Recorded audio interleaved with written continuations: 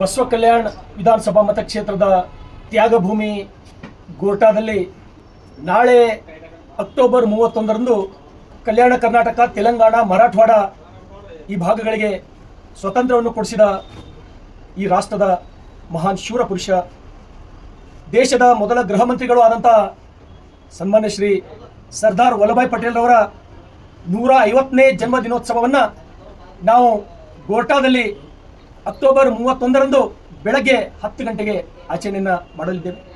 ನಾವೆಲ್ಲರೂ ಗೋರ್ಟಾದಲ್ಲಿ ಜನ್ಮದಿನದ ಪ್ರಯುಕ್ತ ಏಕತಾ ನಡಿಗೆಯನ್ನು ನಾವು ಹಮ್ಮಿಕೊಂಡಿದ್ದೇವೆ.